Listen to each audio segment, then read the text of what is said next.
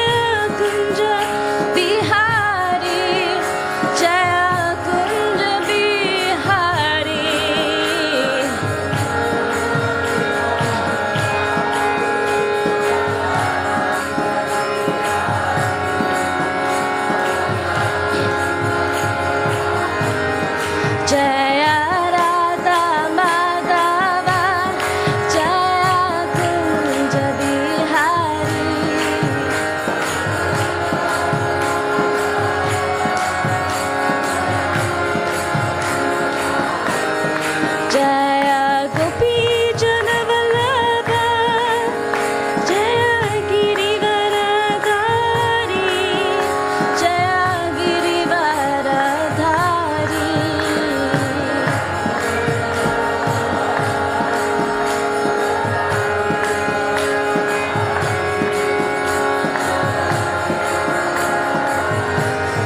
Jaya Yashodanandana, Jaya Braja Janaranjana.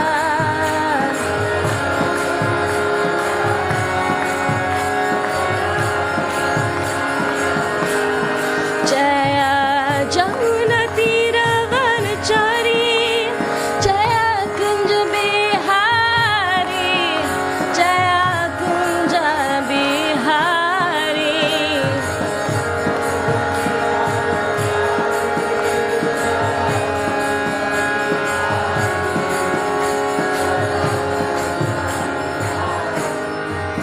Jaya Radha Madhava,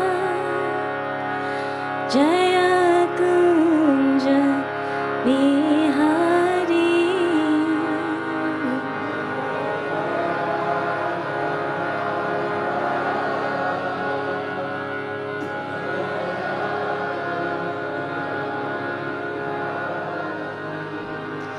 Jaya Radha Madhava, Jaya Kunja Bihari.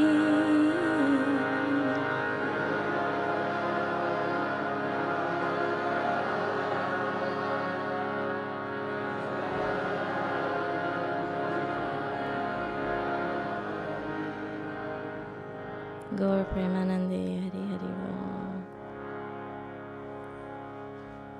His Divine Grace A.C. Bhaktivedanta Swami Srila Prabhupada Ki Jai.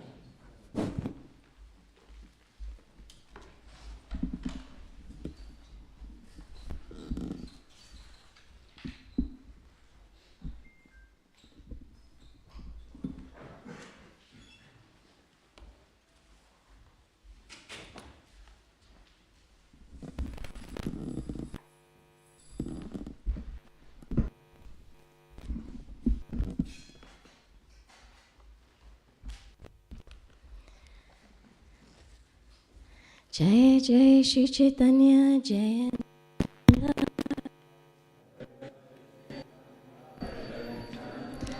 Jai Advaita Chandra Jai Gaura Bhakta Vrinda. Jai Shri Shri Radha Gokulananda Ki Jai. Jai Jai Shri Chaitanya Jai Nityananda.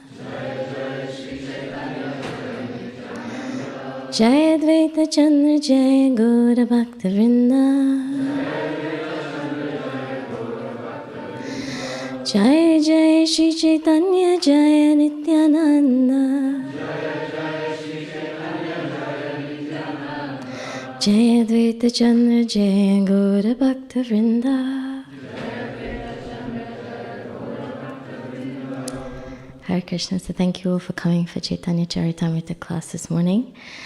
We have about 29 texts to read before.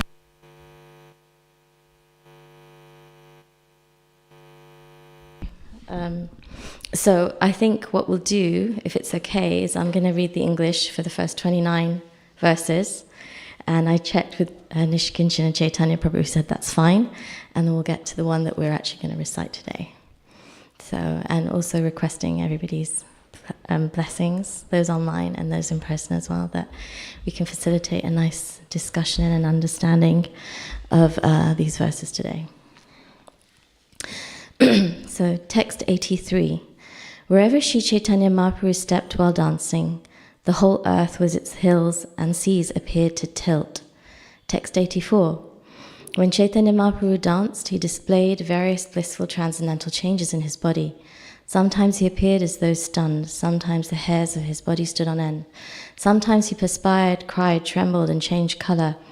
And sometimes he exhibited symptoms of helplessness, pride, exuberance, and humility. Text 85. When Sri Chaitanya Mahaprabhu fell down with a crash while dancing, he would roll on the floor, on the ground.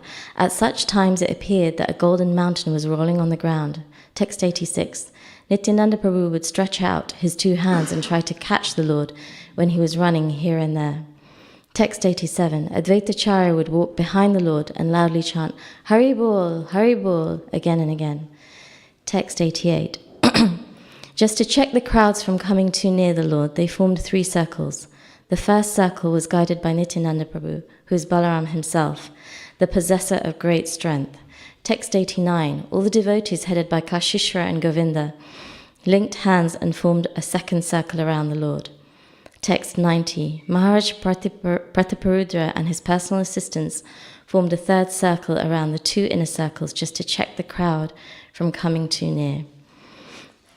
Text 91. With his hands on the shoulders of Harichandana, King Prataparudra could see Lord Chaitanya Mahaprabhu dancing, and the king felt great ecstasy. Text 92. While the king beheld the dancing, Srivas Thakur, standing in front of him, became ecstatic as he saw the dancing of Sri Chaitanya Mahaprabhu. Text 93. Seeing Srivas Thakur standing before the king, Harichandana touched Srivas with his hand and requested him to step aside. Text 94. Absorbed in watching Sri Chaitanya Mahaprabhu dance, Srivas Thakur could not understand why he was being touched and pushed. After he was pushed again and again, he became angry. Text 95. Srivas Thakur slapped Harichandana to stop him from pushing him. In turn, this made Harichandana angry. Oops, hang on. Text 95. 1 second. Text 96. As the angered Harichandana was about to speak to Srivas Thakur, Prataparudra Maharaj personally stopped him. Text 97. King Prataparudra said, "You're very fortunate, for you've been graced by the touch of Srivas Thakur. I'm not so fortunate. You should feel obliged to him." Text 98. Everyone was astonished by the dancing of Chaitanya Mahaprabhu, and even Lord Jagannath became extremely happy to see him. Text 99. The car came to a complete standstill and remained immobile while Lord Jagannath, with unblinking eyes, watched the dancing of Sri Chaitanya Mahaprabhu. Text 100. The goddess of fortune, Subhadra, and Lord Balaram both felt great happiness and ecstasy within their hearts. Indeed, they were seen smiling at the dancing. Text 101. When Chaitanya Mahaprabhu danced and jumped high, 8 wonderful transformations indicative of divine ecstasy were seen in his body. All these symptoms were visible simultaneously. Text 102. His skin erupted with goose pimples, and the hair of his body stood on end. His body resembled the shimuli silk cotton tree, all covered with thorns. Text 103. Indeed, the people would become afraid just to see his teeth chatter, and they even thought that his teeth would fall out. Text 104. Sri Chaitanya Mahaprabhu's whole body flowed with perspiration, and at the same time oozed blood. He made the sounds jaga gaga in a voice choked with ecstasy. Text 105. Tears came forcefully from the eyes of the Lord as if from a syringe, and all the people surrounding him became wet. Text 106. Everyone saw the complexion of his body change from white to pink, so that his luster resembled that of the malika flower. Text 107. Sometimes he appeared stunned, and sometimes he rolled on the ground. Sometimes his legs and hands became as hard as dry wood, and he did not move. Text 108. When the Lord fell on the ground, sometimes his breathing almost stopped. When the devotees saw this, their lives also became very feeble. Text 109. Water flowed from his eyes and sometimes through his nostrils, and foam fell from his mouth. These flowings appeared to be torrents of nectar descending from the moon. Text 110. The foam which fell from the mouth of Sri Chaitanya Mahaprabhu was taken and drunk by Subhananda, because he was very fortunate and expert in relishing the mellow of ecstatic love of Krishna. Text 111. After performing his devastating dance for some time, Sri Chaitanya Mahaprabhu's mind entered into a mood of ecstatic love. Text 112. After abandoning the dancing, the Lord ordered Swarup Damodar to sing. Understanding his mind, Swarup Damodar began to sing as follows. Text 113. This is the text we're reading today, in which has a purport. So you can repeat after me. Is it up? Yeah, great. Seta Parana Nath Painu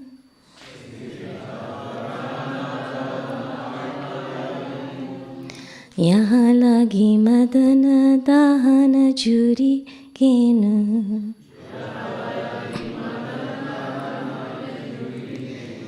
Seta Parana Nath Painu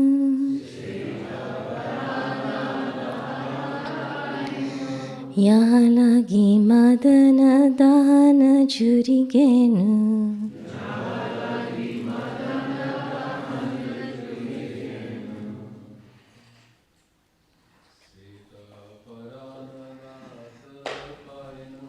Seta Natha Painu.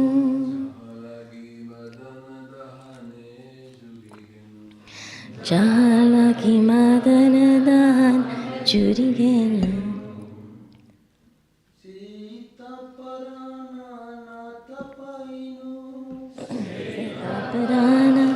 Natha Painu.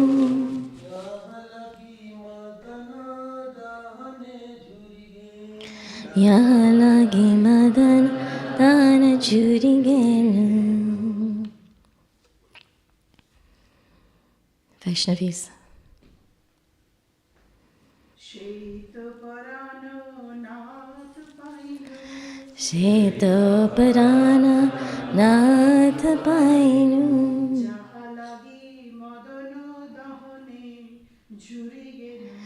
Yalagi madana dane jurigenu.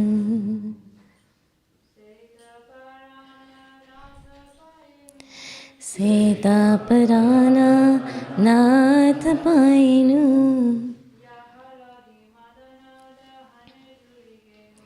Yalagi madana dane jurigenu.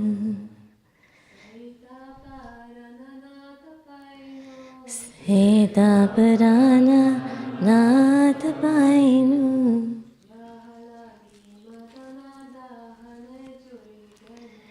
Yalagi madana dana jurigenu. Seta, that indeed. Parananatha, the master of my life. Painu, I have gotten. Yahalagi, for whom? Madana Dahani, being burned by Cupid. Jurigenu, I became dried up. Translation and purport by His Divine Grace, A.C. Bhaktivedanta Swami Srila Prabhupada Ki Jai. Please repeat after me. Now I have gained the Lord of my life, in the absence of whom I was being burnt by Cupid and was withering away. This song refers to Srimati Radharani's meeting with Krishna at the holy place of Kurukshetra, where Lord Shri Krishna and his brother and sister came to visit when there was a solar eclipse. It is a song of separation from Krishna. When Radharani met Krishna at Kurukshetra, she remembered his intimate association in Vrindavan, and she thought, now I have gained the Lord of my life. In his absence, I was being burned away by the arrow of Cupid, and thus I was withering away. Now I have my life again. Om Jnanatirmirandasya Jnananjana Shalakaya Chakshurun Militanyena Tasmai Shri Gurave Namaha. Shri Caitanya Manobhishtam Stapitam Yena Bhutale Swayam Rupa Kadamayam Dadati Sapadantikam. Vandeham Shri Guru Shri Yuta Padakamalam Shri Gurun Vaishnavamscha Shri Rupam Sagrajatam Sahagana Raghunathanvitam Tam Sajivam Sadvetam Savadutam Parijana Saitam Krishna Chaitanya Devam Shri Radha Krishna Padan Sahagana Lalita Shri Vishakhanvitamscha. Hey Krishna Karuna Sindhu Dinabandhu Jagatpate Gopesha Gopika Kanta Radha Kanta Namostate. Tapta Kanchan Gaurangi Radhe Vrindavaneshwari Vrishabhanu Sute Devi Pranamami Hari Priya. Vanchakalpatarubhyascha Kripa Sindhu Bhevacha Patitanam Bhavanebhyo Vaishnavebhyo Namo Namah. Shri Krishna Chaitanya Prabhu Nityananda Shri Advaita Gadadhar Shri Vasadi Gaur Bhaktavinda. Hare Krishna, Krishna Krishna, Hare Hare, Hare Rama, Rama Rama, Hare Hare.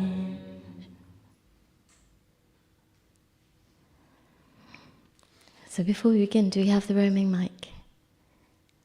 Okay, fantastic, great. Because I'm going to be asking you a couple of questions along the way. This chapter is titled The Ecstatic Dancing of the Lord at Rath Yatra. And it describes how Lord Chaitanya danced in front of the chariot at Rath Yatra and the reciprocation between the deity of the Rath and the Rath of Lord Jagannath and the dancing of Caitanya Mahaprabhu.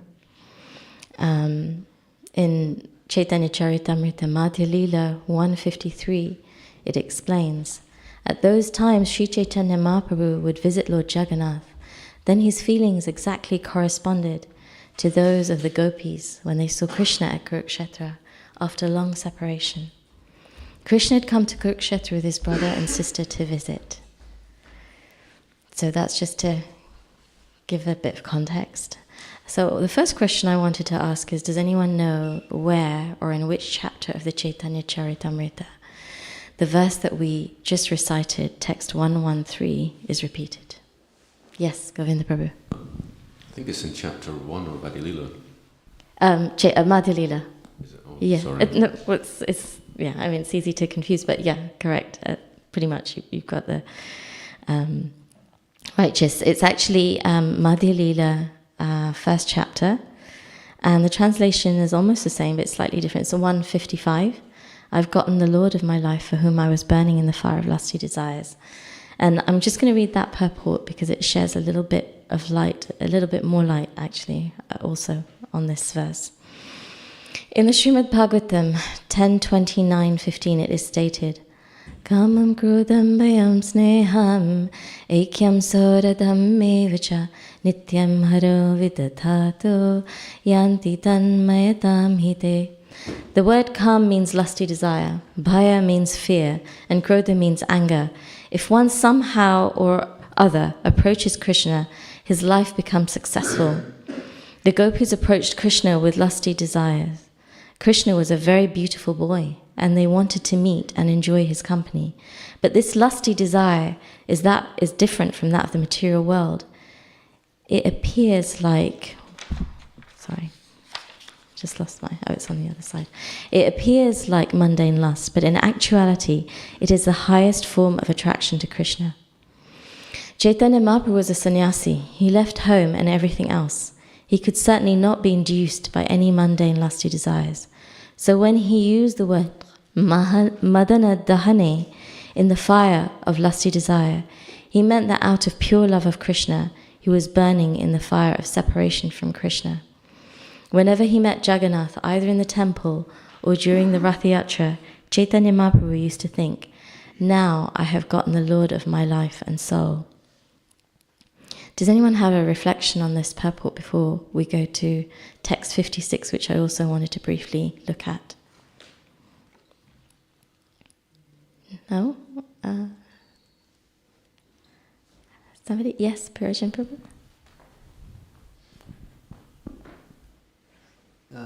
Some Shikshaksitakam.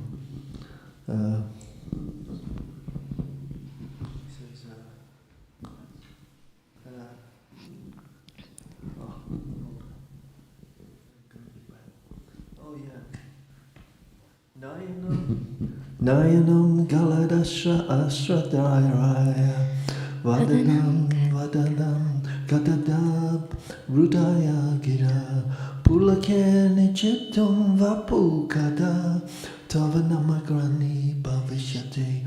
O my Lord, when will my eyes be decorated with tears of love flowing constantly when I chant your holy names? When will I chant your holy name? When will my voice choke up? And when will the hairs of my body stand on end?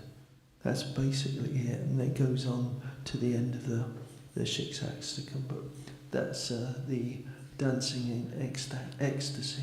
Beautiful. Thank you so much for sharing that wonderful verse of Shikshastakam, which relates beautifully to the symptoms of ecstasy that Chaitanya Mahaprabhu was exhibiting during his dancing in front of the Rath Yatra cart. The one point that struck me on this before I go to the next one is just that something that can seem material can actually be fully spiritual in terms of these emotions that the gopis of Vrindavan were feeling towards Krishna. It says here it's the highest form of attraction to Krishna, even though it appears like a mundane attraction. And the point that's being made here that Chaitanya Mahaprabhu was a sannyasi. He left home, he'd left his young wife and mother, and he wasn't going to be talking about or discussing anything that was tainted as a sannyasi. And he was, absorbed in this mood, fully absorbed in this mood. So that also is it's maybe the strongest indication that this love of the gopis is completely pristine and pure.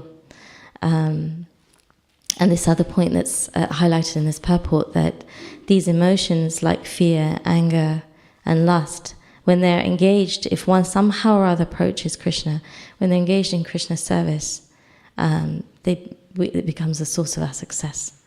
So I'm sure we'll can reflect on that a little bit more further down. But yes, it's just a very, very beautiful purport. And again, it says here, whenever Chaitanya Mahaprabhu, whenever he met Jagannath, either in the temple or during the Rath Yatra, he used to think, now I have gotten the Lord of my life and soul. And here we have some beautiful Jagannath, Baladev, Subhadra, Maharani deities here at the back that have appeared. They must be somebody's personal deities. So very, very blessed, whoever's deities they are, that they've come here today to bless us. Very auspicious. I also wanted to read text 56 because this expands a little further.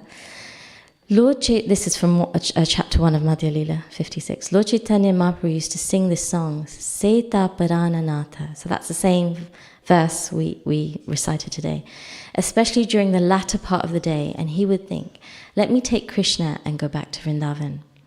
This ecstasy was always filling his heart. And the purport says, being always absorbed in the ecstasy of Srimati Radharani, Sri Chaitanya Mahaprabhu felt the same separation from Krishna that Srimati Radharani felt when Krishna left Vrindavan and went to Mathura. This ecstatic feeling is very helpful in attaining love of God in separation. Sri Chaitanya Mahaprabhu has taught everyone that one should not be overly anxious to see the Lord, but should rather feel separation from him in ecstasy. It is actually better to feel separation from him than to desire to see him face to face. When the gopis of Vrindavan, the residents of Gokul, met Krishna at Kurukshetra during the solar eclipse, they wanted to take Krishna back to Vrindavan.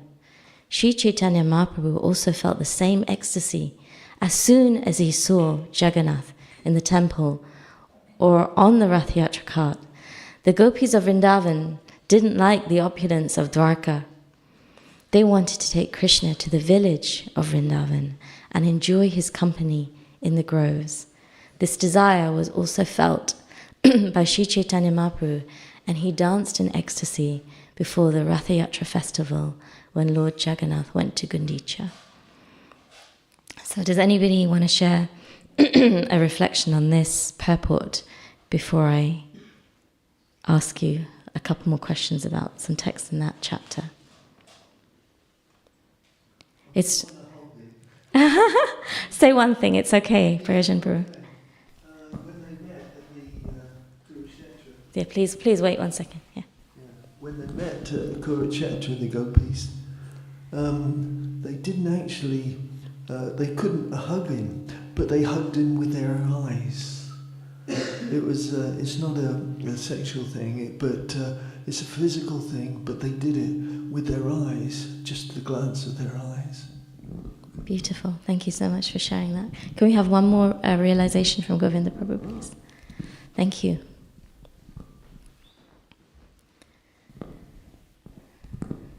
It's more a reflection and a realization. Bhaktivinoda Thakur says, Kurukshetra is where we want to go for our bhajan, because if we please Radharani in her desperation, we'll get great reward. So even Bhaktivinoda Saraswati said something that same. Similarly, the bhajan in Kurukshetra is preferable to bhajan in Vrindavan. Jai. That's very profound. I had heard that before, but I didn't know the reference, so thank you for sharing the reference. Really powerful. And can you just expand a little bit further on why it is that they're emphasizing this mood? Or this place of Kurukshetra, which... Well, they're emphasizing it because this is a place where, obviously, Radharani met during the solar eclipse, the gopis met. It's also known as Jagannath Puri's Vipralamba Kshetra, and then Alalanath is Dvigunata Vipralamba, double separation, and then Kurukshetra's Triguna, triple separation place. Thank you so much. I didn't know that at all, so that's thank you for sharing that. It's this mood of Vipralamba, this mood of separation that's exalted and particularly praised in this purport, that it says it's very, very helpful for advancement in Krishna consciousness, and it's very desirable. Just like the Goswamis of Vrindavan, they never said, I have Krishna. They said, Hey Radhe Vrajadevi Ke Chalalite, Hey Nanda Sunakata. They were always looking for Krishna. They were always in this desperate mood of searching for Krishna. They didn't feel, I have Krishna already and I'm fine. They may have felt that Krishna was theirs, but they didn't feel that they had him in their grasp, so to speak. And so there was Jai Shishi Radha Gokulananda Ki Jai Sitaram Lakshmana Hanuman Ki Jai Shishi Gauranga Ki Jai. They always felt this mood of longing, and this mood of longing is very, very favorable to our advancement in Krishna consciousness, even for us at a very neophyte level as sadhakas. It's actually very important to understand this and to study it. And this point's being made here. We often hear this phrase that we shouldn't be so much anxious to see the Lord, but should be more anxious to be seen by the Lord. And this is also tied in with this mood of searching for Krishna, always feeling that one has to go further to reach Krishna, always feeling that one has to work that little bit harder somehow to go deeper in one's sadhana and one's practice, in one's external services, in one's mood of devotion, to try to somehow attract his mercy. So I'm going to ask you another question now. There's a wonderful pastime that's just explained a few texts down from Madhya-lilā 156. Does anybody know what pastime this is? And I don't mind if you do want to look it up, I don't mind, because I know you have your phones. But if anybody does know what it is, it's got to do with this ecstasy that Srimati Radharani was feeling at Kurukshetra. Whoops, sorry, I shouldn't have moved that. Anybody, any thoughts? If you're not sure, it's okay to have a guess as well. Just want to encourage those of you who may be feeling a bit more shy to speak.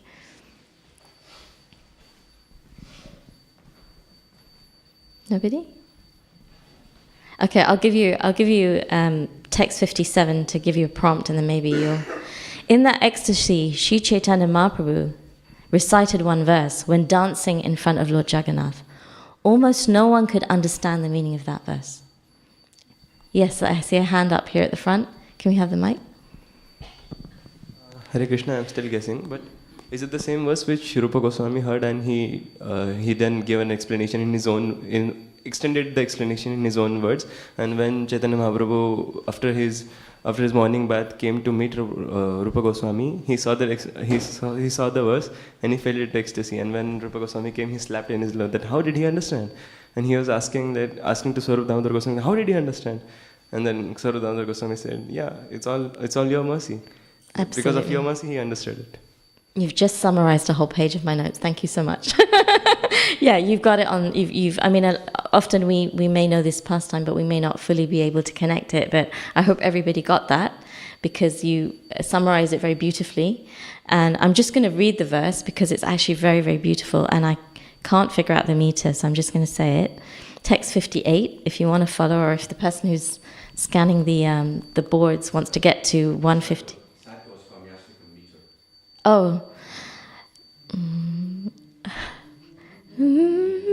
I'm not sure if I can Yako marahara saiva hivaras daeva chetrakshapas Tekun milita malati surabhaya Brodha kadambanila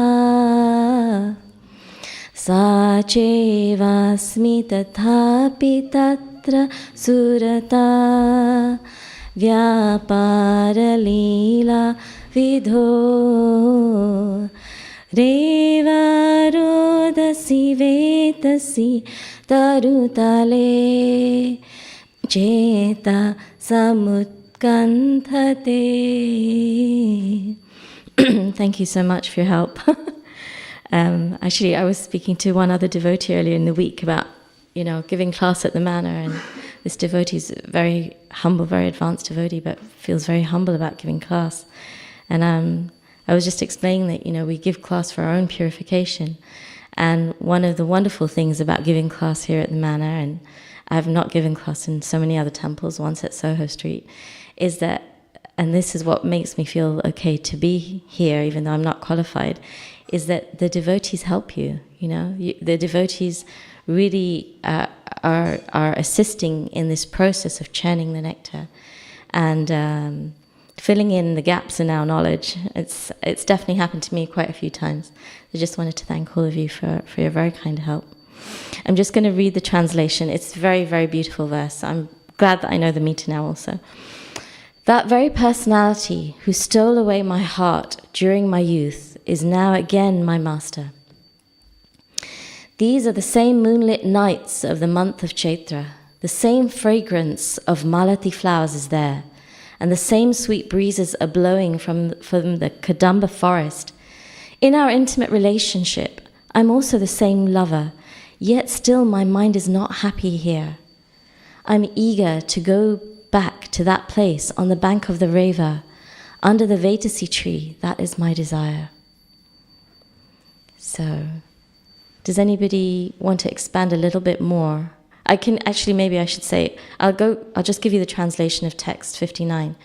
This verse appears to be the hankering between some ordinary boy and girl, but its actual deep meaning was known only to Swarup Damodar. By chance, one year Rupa Goswami was also present there. And then this goes on to the point that you yourself made, that Chaitanya Mahaprabhu recited this verse, and people couldn't understand why he was saying this verse because it just sounded like an ordinary love song. Can you imagine you're at Rath Yatra and somebody's singing something that just sounds like a mundane, secular song, dancing in front of the Rath? People couldn't understand him. The only person who could understand him was Swarup Damodar Goswami. But as this devotee was explaining here at the front, Rupa Goswami composed another verse that described the meaning of the original verse, and he put it in the palm thatched, the thatched palm roof of his hut, and he went to take bath. In the meantime, Chaitanya Mahaprabhu came, and he saw this verse, and immediately went into ecstasy. And when Rupa Goswami came and offered dandavats, Chaitanya Mahaprabhu actually very affectionately slapped him on the back and said, "Hey Rupa, how did you understand my heart?" And he took him on his lap and he began to, say that, how did you understand my intention? And showing the verse to Swarup Damodar, Chaitanya Mahaprabhu asked Swarup Damodar, how was it that Rupa Goswami could understand the intentions of his mind? And actually I wanted to read that purport because it talks about, or it reflects on Srila Prabhupada's own experience, which is very powerful. So this is text, this is 157 of Madhya-lilā. Oh, no, 171, sorry. So the purport is, so basically, just to, in case you've lost the flow here, Chaitanya Mahaprabhu is asking Swarup Damodar, how did Rupa Goswami understand my mind? Nobody understands what I'm saying except you. How did he understand? So in the purport it says, we had the opportunity to receive a similar blessing from Srila Bhaktisiddhanta Saraswati Goswami when we presented an essay at his birthday ceremony. He was so much pleased with that essay, that he used to call some of his confidential devotees and show it to them. How could we have understood the intentions of Srila Prabhupada? So Srila Prabhupada is calling his own spiritual master Srila Prabhupada here, just to avoid any confusion. So I just wanted to ask you which essay is being referred to. The occasion is clearer. It says his birthday ceremony, so it's Vyasa Puja. Can anybody expand a little more on what it was that was presented, or the famous stanza in it? I'm sure many of you know this. Again, if you're in doubt, don't feel shy to say, because odds are you'll get it right. There's somebody at the back. Thank you very much, Prabhu. Please. It's something. It could be that impersonal calamity is I don't know the full thing. I just know it starts with impersonal calamity. Yeah. You're there. I mean, you have two of the words of the stanza. Does anybody want to help Prabhu? Yes, Govinda Prabhu. Absolute is sentient, thou hast proved, impersonal calamity thou hast moved. Wonderful, wonderful. Thank you so much for that. So this was in 1935. It was the 62nd Vyasa Puja, I think, for Srila Bhaktisiddhanta Saraswati Thakur. The poem was called Adore, Adore Ye All, and if you want, you can look that up. And Srila Prabhupada later, after he made the offering actually in another center in Bombay, from what I understand, and he submitted both the poem and the essay to the harmonist. And the main celebration was happening in Jagannath Puri, and the reflection that's written here, which I'll read to you, is reflecting on how this was taken by Srila Bhaktisiddhanta Saraswati Thakur. For Abhay, however, the glory of his Sri Vyasa Puja homage came when the poem reached Srila Bhaktisiddhanta Saraswati, and it gave him pleasure. One stanza specifically made Srila Bhaktisiddhanta so happy that he made a point of showing it to all his guests. As Govinda Prabhu and the devotee at the back also said, absolute is sentient, thou hast proved, impersonal calamity thou hast removed. Somehow, in the simple stanza, Abhay had captured the essence of his spiritual master's preaching against the Mayavadis. And Srila Bhaktisiddhanta took it as an indication of how well Abhay knew the mind of his Gurudev. Abhay was delighted when he heard that the couplet was pleasing to his spiritual master. One of Abhay's godbrothers compared this verse by Abhay to a verse in which Rupa Goswami had expressed the inner thinking of Chaitanya Mahaprabhu and had thus moved him to ecstasy. Srila Bhaktisiddhanta Saraswati also found the essay pleasing, and he showed it to some of his confidential devotees. He instructed the editor of the Harmonist, whatever he writes, publish it. Very, very profound. Does anybody want to share any thoughts on that before I ask you all another question? Maybe I should just ask you. Okay, go in the Prabhu, please. It's interesting that Bhaktisiddhanta Saraswati is not micromanaging things. He's saying, just I trust this person, just whatever he writes, just publish it. You don't need to run it past me first. Interesting. Yeah, powerful. I mean, very powerful, because Srila Bhaktisiddhanta Saraswati Thakur was such a mastermind in how he, in every aspect, one could say, but also in organizational aspect of how he tried to set up the Gaudiya Math and expand the missionary activities of preaching Sri Chaitanya Mahaprabhu's message. And yet, as soon as he heard this poem and this essay, he had that complete conviction that whatever he writes, publish it.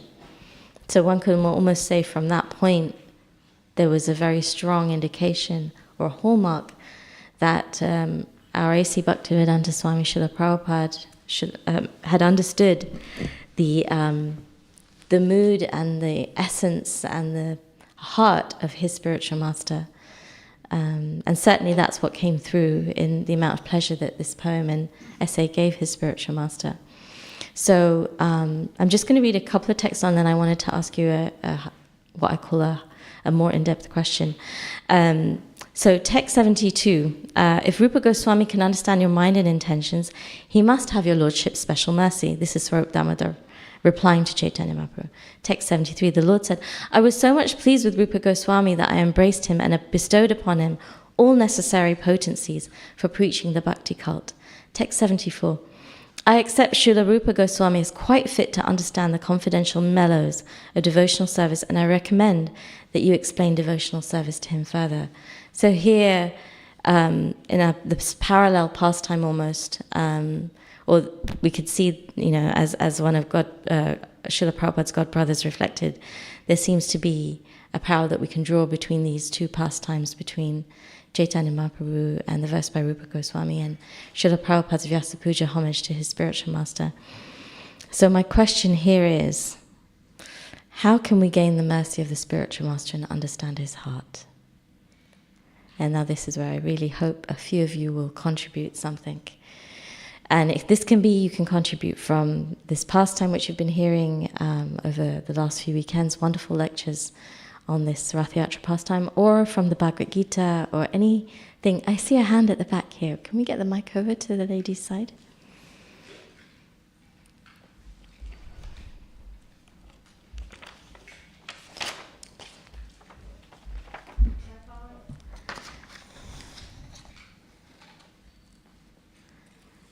Is it working?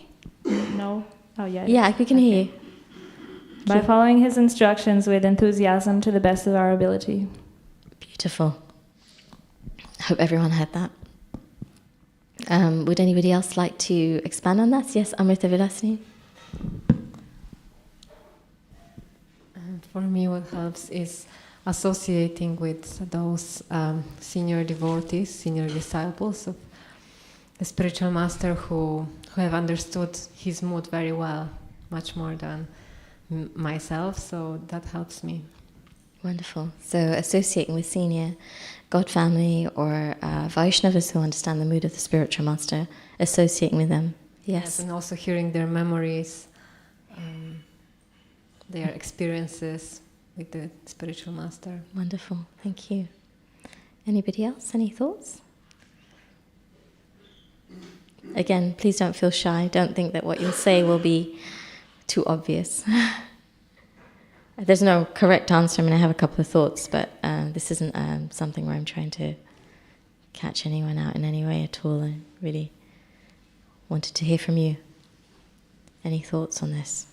Because this is the crux of spiritual life, isn't it, really? I mean, that's what we're understanding here. We see Srila Prabhupada was given the thumbs up by his spiritual master. Yeah, whatever he writes, print it. Rupa Goswami here, it says, Chaitanya Mahaprabhu says, I accept Srila Rupa Goswami is quite fit to understand the confidential mellows of devotional service, and I recommend that you explain devotional service to him further. So he's giving Swarup Damodar Goswami permission to instruct Rupa Goswami in these very deep and confidential matters. So somehow this point of understanding the heart of the spiritual master is key in spiritual life, absolutely essential. So we have many senior Vaishnavas here. Please don't feel shy. Yes, Prabhu, Go Krishna. Yeah. Well, we recite or sing 2 songs every morning. Yes. Praising the spiritual master. And the final verse of the Gurvastakam, in the translation, it says, therefore I should remember and praise the spiritual master at least 3 times a day. So obviously that meditation and then just thinking of the lotus feet of the spiritual master and meditating on what what he's doing, achieving, and his connection with Krishna, like that. I think. Anyway, I'm hoping that helps. Wonderful. Yes. Dhyayam stuvam tasya yasyastri sandhyam vande guru shri charanaravinda. 3 times a day, sunrise, noon, and sunset. For those of you who have second initiation or chant Gayatri mantras, one of them is to the spiritual master, and it's. I won't go into this, and I don't know enough also on it to expand. But this point of meditating on the lotus feet of the spiritual master and his instruction is very much desirable 3 times a day. Yes. Thank you very much. Any other thoughts? Anyone? Yes, Prabhu. Feel free to give scriptural references as well, if you'd like to. Not that you have to. Yes. By expanding the glories of Lord, preaching, bringing new people to Krishna consciousness. Wonderful. So bringing people to Krishna consciousness and expanding the glories of the mission, sharing Krishna consciousness whatever way we can. Wonderful. So that's a way to, yes, there's one at the back here, if we can pass the mic to the back. That's another way to gain the mercy of the spiritual master. You're all doing really, really well on this aspect, but also I was just thinking about this understanding of his heart part, if we can focus on that a little bit as well. Both, yes. 2 verses came to mind.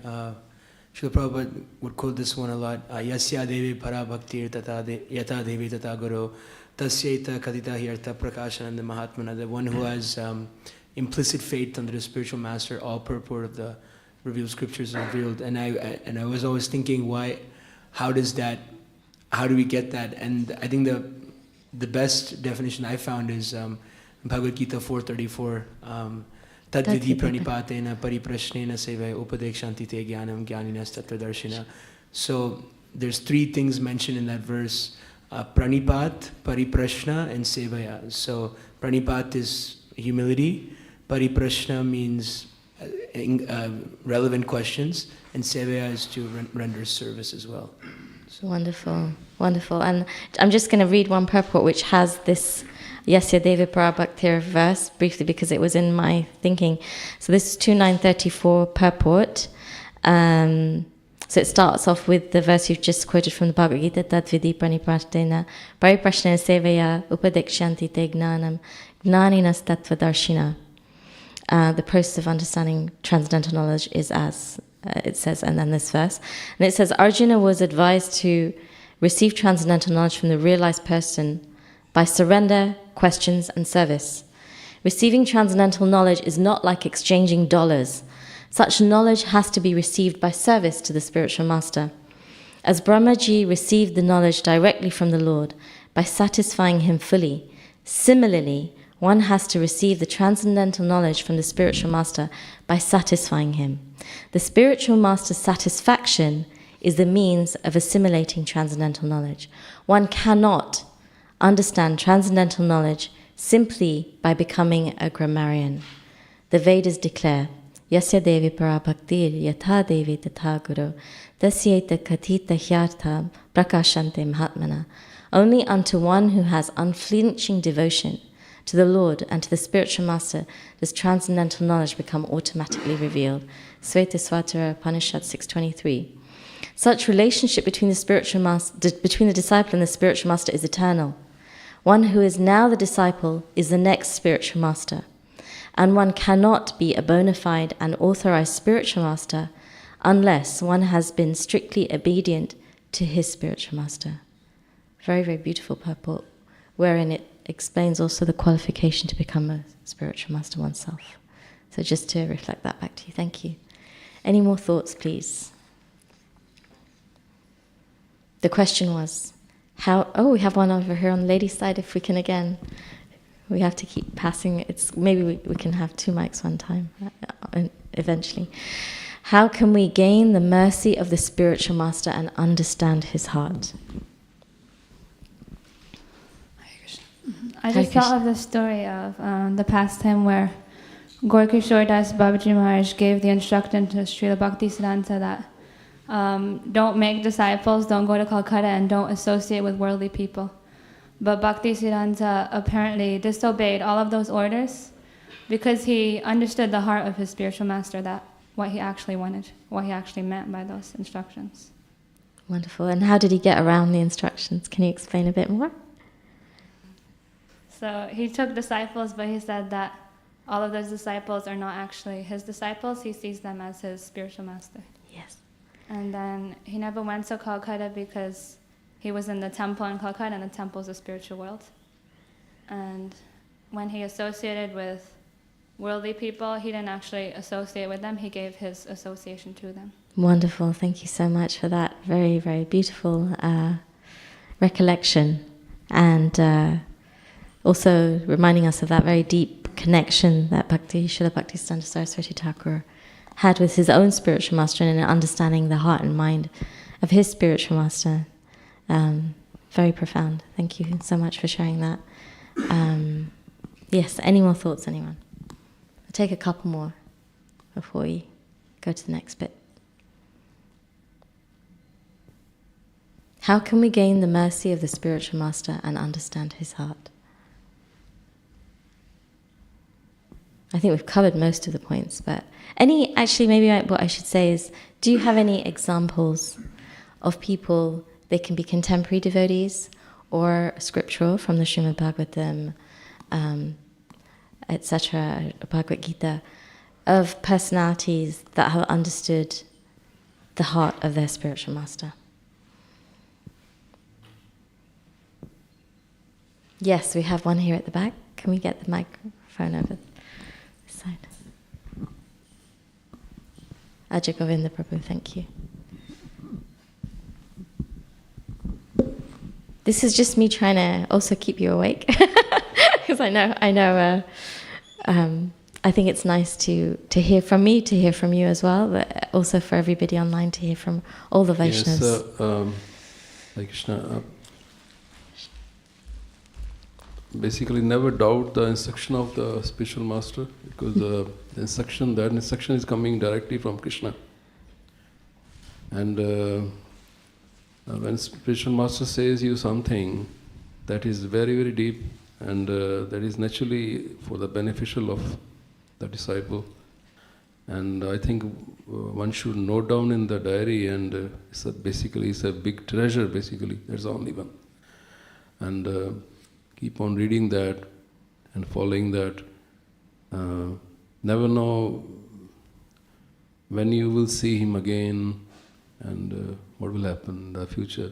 Nobody knows. So, this instruction is going to be only left with you. And I remember one example, actually. There was one disciple, and I'm giving the example of my Guru Maharaj. My Guru Maharaj, actually, he did something wrong, and he chastised him very badly, actually, in front of many devotees, and he was crying. The disciple was crying, and he said to him, "I don't want to see your face again." And few months he didn't come to the temple, and after some time, then my Guru Maharaj called him to somebody, can you bring him to the temple? He came back, and then he gave the keys of the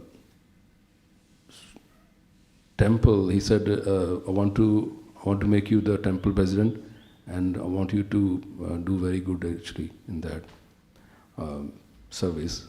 So he gave him the keys, gave him the everything, basically charge of that temple, to run that temple. And everybody was surprised.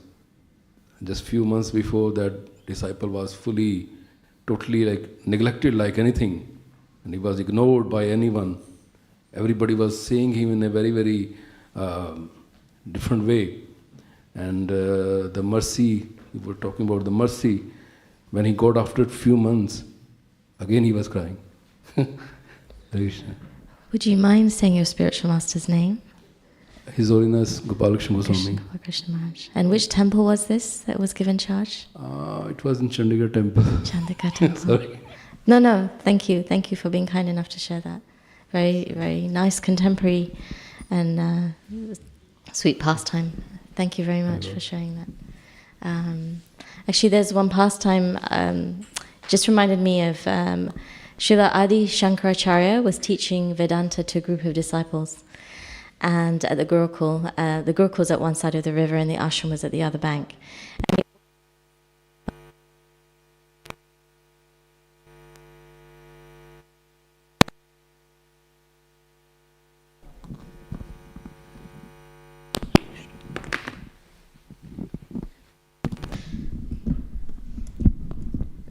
Okay, I won't touch it now. He ordered one of the disciples to daily prepare food and wash clothes for him and to perform that service on time. So the disciple had to cross the river every day and had to miss the class, all the classes. But being a sincere disciple of his guru who simply followed the guru's instruction, sincerely without any fuss. But the other disciples who were attending the classes were a bit intoxicated with pride, and they belittled this sincere disciple because of his lack of transcendental knowledge. And Srila Shankaracharya understood the mentality of these disciples, and in order to teach them a lesson, he invoked rain and created a flood in the river. And eager to perform his usual service, the disciple simply surrendered to Krishna and his spiritual master. Depending on their mercy, started crossing the river. At his first step, he was knee-deep, and then the next step was even deeper, but he kept on taking steps. And as soon as he took a step, a lotus flower would appear from the river, and he placed his foot on top of the lotus, and the next foot on another lotus, and thereby he crossed the river and served his spiritual master very nicely. The disciples who were witnessing this miracle were totally dumbfounded, and they surrendered to their spiritual master and asked for his forgiveness for insulting this sincere disciple. And Srila Adi Shankaracharya said that simply because he followed my instruction with transcendental faith, all mercy has been given to him, and all the essence of all Vedic knowledge is revealed to him. So it's a very ancient story, but I just thought one that came to mind. Let's have one more before we wrap up for today. Any other examples of people who have understood the heart of the spiritual master? I have one more I can share if we need, but any thoughts, anyone? From scripture or contemporary devotees? No? Okay. So I just was thinking about Srila Prabhupada again. I know we've already talked about him in the class, but I just wanted to read the last couple of stanzas of the Jaladuta prayer because they're so profound. So this is the prayer that Srila Prabhupada made when he reached Boston Harbor at the age of 69 in 1965. And, he'd been sent on the order of his spiritual master to instruct this knowledge to the Western-speaking world, the English-speaking world. And finally he got his ticket on board of the steamship. He'd suffered, I think, 2 heart attacks on the steamship and undergone so much austerity to get there, he practically had nothing with him. His translation of the first canto of the Srimad Bhagavatam, some boxes of cereal. As far as I understood, he had 40 rupees, but he gave that to his son at the dock before he left, so he didn't have any money with him, from what I understand, and he had one contact in Philadelphia, but that was it. So you can imagine a cold, wintry scene in Boston Harbor and Srila Prabhupada's. The actual Bengali prayers are marked in Bhagavad Dharma, but I'm going to read these translations of these last 3 stanzas because they're so deep. So Srila Prabhupada's addressing this to Krishna, and the 13th verse is, "Only by your causeless mercy will my words become pure. I'm sure that when this transcendental message penetrates their hearts, they will certainly feel engladdened and thus become liberated from all unhappy conditions of life. O Lord, I'm just like a puppet in your hands. So if you have brought me here to dance, then make me dance, make me dance. O Lord, make me dance as you like. I have no devotion, nor do I have any knowledge, but I have strong faith in the holy name of Krishna. I have been designated as Bhaktivedanta. And now, if you like, you can fulfill the real purport of Bhaktivedanta. Signed, the most unfortunate, most insignificant beggar. A.C. Bhaktivedanta Swami, on board the ship Jaladuta, Boston, 18th September 1965.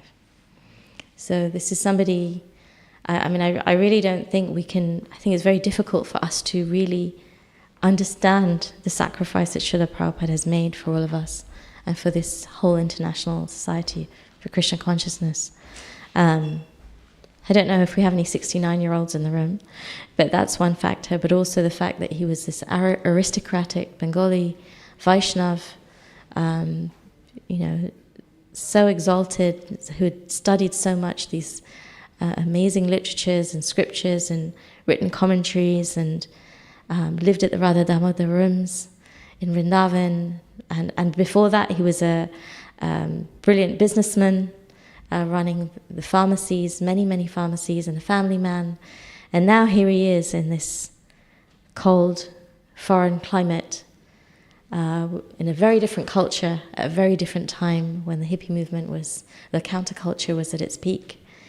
And he says, again, I don't have it with me, but Srila Prabhupada says he didn't know whether to turn right or left, when he got there. So I don't know how many of you have ever moved to a different country from your original country that you were at, but I'm sure it's quite an experience.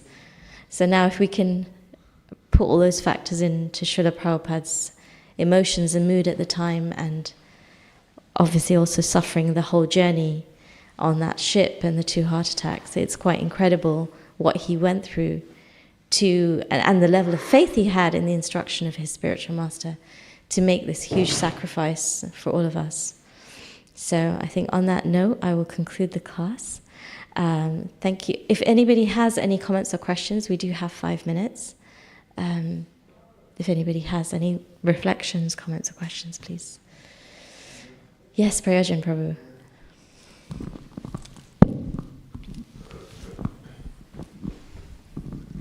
We were invited to apartment in Mayapur. Shruti Dharma was there, he was staying there, but also he invited my spiritual master Bhaktivedanta Goswami and also Radhanath Swami. And they were all there, it was all in one place, it was an incredible situation.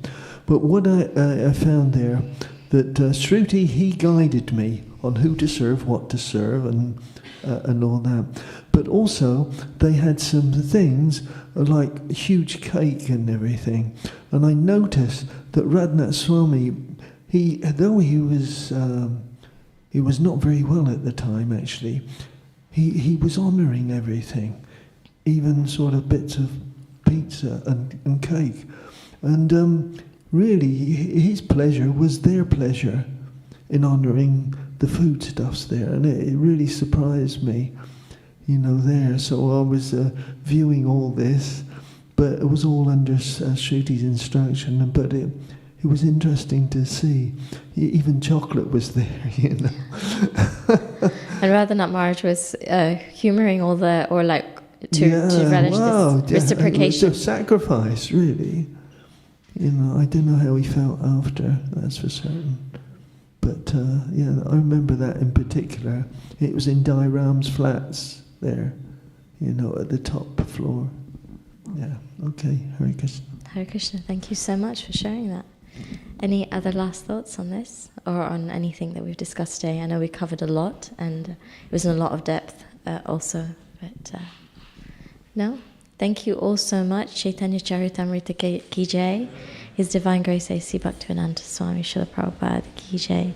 Nitai Gaur Premanande Hari Hari Bol. Srila Prabhupada ki jai.